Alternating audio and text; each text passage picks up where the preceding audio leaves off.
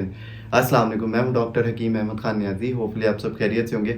आज के इस शॉर्ट वीडियो के अंदर डिस्कस करेंगे कि अगर आप ईद उल अज़हा का बड़ा गोश्त खाते हैं तो उसकी वजह से आपका स्टोमक जो है वो डिस्टर्ब ना हो, तो इसके लिए एक रेमेडी लेके आया हूँ। क्योंकि जो बड़ा गोश्त होता है इसका मिजाज गर्म होता है, तो ऐसे अफराद जिनको मैदे के अंदर एसिडिटी का प्रॉब्लम रहता है, गैस बनने का प्रोसेस उनका तेज़ होता है, या उनका डाइजेस्टिव जो सिस्टम है वो इतना स्ट्रॉन्ग नहीं होता, मैदा खुद से इतना एक्टिव नहीं होता कि वो उनको भूख कम लगती है, तो ऐसे अफराद जब ऐसा गोश्त खाते हैं, बड़ा गोश्त खाते हैं, तो इसका रिजल्ट ये निकलता है कि उनका जो स्टोमक है इसके अंदर एसिडिटी, गर्माश और ये बढ़ने का जो प्रोसेस है वो तेज़ हो जाता है। तो बड़ा गोश्त जो है इसकी अपनी जो मिजाज है वो भी गर्म होता है, तो ऐसे लोग जब गोश्त खाते हैं तो फ़ौरन से मरोड़ पड़ जाना या मोशन स्टार्ट हो जाना, स्पेशली बहुत सारे पेशेंट को मोशन का इशू जो है वो बहुत तेज़ी के साथ इसमें स्टार्ट होता है। तो ऐसे अफराद के लिए एक रेमेडी लेके आया हूँ।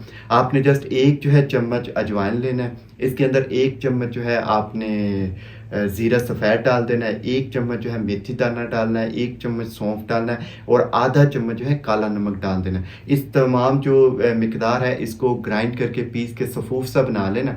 आधा चम्मच सुबह नाश्ते के बाद और आधा चम्मच रात के खाने के बाद पानी के साथ इस्तेमाल कीजिए। इंशाल्लाह आपका डाइजेस्टिव सिस्टम भी स्ट्रॉन्ग हो जाएगा, भूख भी लगेगी, गोश्त ज़्यादा खाने के जो नेगेटिव असर है वो भी नहीं होंगे, आपका जो स्टोमक है ये भी एक्टिव रहेगा और मूवमेंट से फील होना या मोशन लगना उससे भी आप इंशाल्लाह निजात पा सकेंगे। अपना बहुत सारा ख्याल रखिएगा। Thank you so much. अल्लाह हाफ़िज़।